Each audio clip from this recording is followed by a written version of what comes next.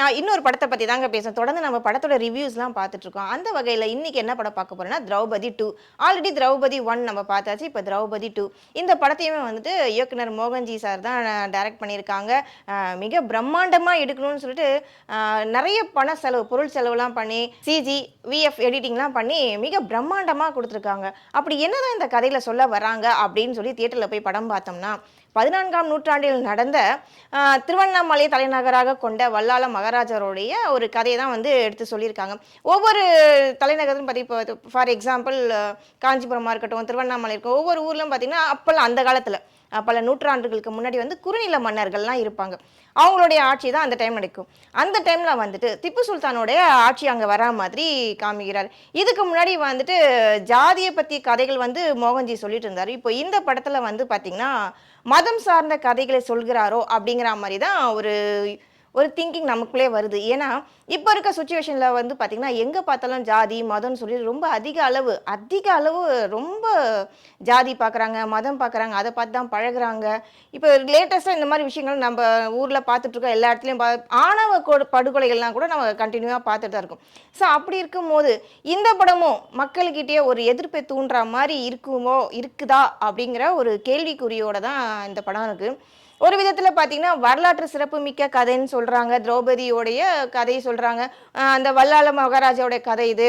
அதுக்கிடையில வர அந்த படையில இருக்க கருட படையில இருக்க குறுநில மன்னர் அவர் தான் ரிச்சர்ட் வர்றார். அவருடைய கதைகள் அப்படிங்கிற மாதிரியும் பல குழப்பங்கள்லாம் சேர்ந்து வந்து கடைசியில் வந்து என்ன சொல்கிறாங்க, வரலாற்று சிறப்பு மிக்க கதை, அந்த நூற்றாண்டில் நம்ம ஊரில் நடந்த கதைகள், நம்மளுடைய நாட்டில் நடந்த கதைகள் அப்படிங்கிற மாதிரி மோகன்ஜி சார் சொல்லியிருக்காருன்றாங்க. ஆனால் படம் போய் பார்த்தா எல்லாருமே சொல்கிற ஒரே விஷயம் தான், இது என்ன நாடகம் மாதிரி இருக்குது, மேடை நாடகத்தில் வர ஒரு கதை மாதிரி இருக்குது, மேடை நாடகத்தில் தான் இந்த மாதிரி ட்ரெஸ்ஸிங் சென்ஸ் வேஷன்லாம் போடுவாங்க, மக்கள் முன்னாடி ஸ்டேஜில் நின்று இந்த மாதிரி நடிப்பாங்க, அந்த மாதிரி தான் இருக்குது இந்த படம் அப்படிங்கிற மாதிரி சொல்கிறாங்க. இன்னொரு விஷயம் என்னன்னு பார்த்தீங்கன்னா, இந்த படத்தில் வந்துட்டு கதைக்களம் மோகன்ஜி என்ன சொல்றாரு பாத்தீங்கன்னா, நீங்க இதுக்கு முன்னாடி வந்துட்டு தெலுங்குல பாகுபலி படம்லாம் எவ்வளவு பிரம்மாண்டமா எடுத்தாங்க, எத்தனை கோடி செலவு பண்ணி எடுத்தாங்க, அதெல்லாம் நீங்க வந்துட்டு பிரம்மாண்டமா பாக்குறீங்க. பல நாட்கள் பல வருடங்கள் அந்த படம்லாம் வந்துட்டு பேசும் படமா தான் இருந்துச்சு. மக்களிடையே பெரும் வரவேற்பு பெற்றது. பாகுபலி 1 பாகுபலி 2 அப்படின்னு சொல்லியிருக்கீங்க. தெலுங்கு படத்தையும் அப்படி ஆஹா ஓஹோன்னு எடுத்து பாக்குறீங்க. அதுக்கப்புறம் கன்னட மொழியில வெளிவந்து டப்பிங் செய்யப்பட்ட காந்தாரா 1 காந்தாரா 2 கூட நம்ம பார்த்துருப்போம். அந்த படத்தெல்லாம் வந்துட்டு நீங்கள் பெரும் அளவாக மிக பிரம்மாண்டமாக எடுத்து பேசுகிறீங்க. இப்படிலாம் எடுத்திருக்காங்களே, எப்படி தான் இவங்களாம் எடுக்கிறாங்க, எந்த அளவுக்கு இவங்க வந்து விஎஃப்எக்ஸோ சிஜி ஒர்க்லாம் பண்ணுறாங்க, மிக பிரம்மாண்டமாக இருக்குது, இவ்வளோ பணம் செலவு பண்ணி எடுத்திருக்காங்க. அதாவது ஒரு கடவுளை பற்றியோ அந்த ஊரில் நடந்த வரலாற்று மிக்க சிறப்பு மிக்க கதைகளை பற்றியோ ராஜாக்கள் பற்றியோ கதைங்கள்லாம் நல்லா அழகாக எடுக்கிறாங்க. அந்த படம்லாம் எடுத்து ஓடுது.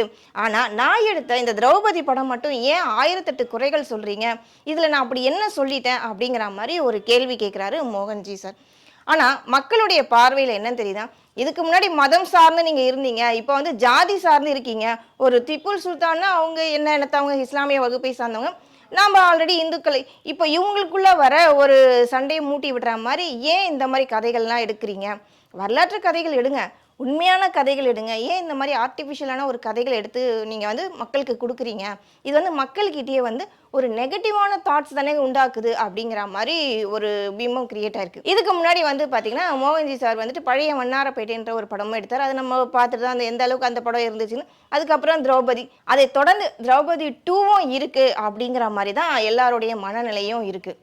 ரொம்ப எதிர்பார்ப்போட இந்த படம் வந்துட்டு மிக பிரம்மாண்டமாக வந்திருக்கு, மிக பிரம்மாண்டமாக வந்திருக்கு. நிறைய பொருட்செலவு, ஒரு பக்கம் மியூசிக்ஸாக இருக்கட்டும், அந்த ஆர்டிஸ்ட் செலெக்ஷன்ஸாக இருக்கட்டும், அந்த செட்டு எல்லாமே வந்துட்டு பயங்கரமாக செலவு பண்ணி எல்லாம் பண்ணியிருக்காங்க.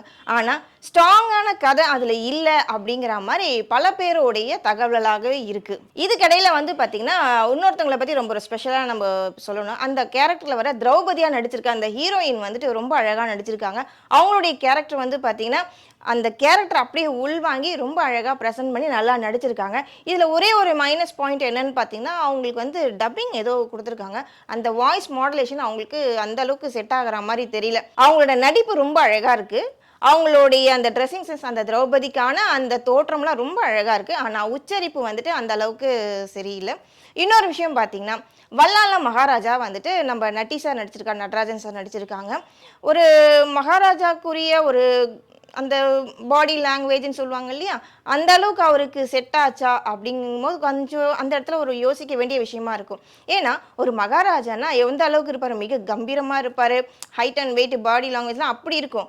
ஸோ அந்த மாரி ஒரு மகாராஜாவ தேர்ந்தெடுத்து அந்த கேரக்டருக்கு போட்டிருந்தா நல்லா இருந்திருக்குமோன்னு பல பேரோட ஒப்பீனியன். நட்டி சாருக்கு வந்துட்டு அந்த தோற்றம் அந்த அளவுக்கு செட் ஆகாத மாதிரி ஒரு குறை இருக்கு.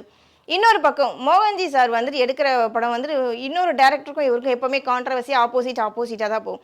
அப்படி பார்க்கும்போது இது வந்து மக்களிடையே ஒரு கிளர்ச்சியை எழுப்பக்கூடிய ஒரு படமா இந்த திரௌபதி 2 இருக்கான்ற மாதிரி தான் இருக்கு. பெரிய அளவுல வெளியில பேசப்படாத ஒரு வரலாற்று கதையை வந்து இவர் சொல்ல முயற்சி பண்ணியிருக்காரு அப்படின்னு நம்ம யோசிக்கும் போது மோகன்ஜி சாருக்கு வந்துட்டு ஒரு பெரிய சல்யூட் தான் கொடுக்கணும். இன்னொரு விஷயம் பார்த்தீங்கன்னா, ரொம்ப லென்த்தியா படம் போகாம ஷார்ட்டா முடிச்சிருக்கலாம். இதுதான் நாங்க சொல்ல வரோம். இதுதான் இப்படி நடந்திருக்கு. இதுக்கு முன்னாடி இப்படி நடந்துச்சு.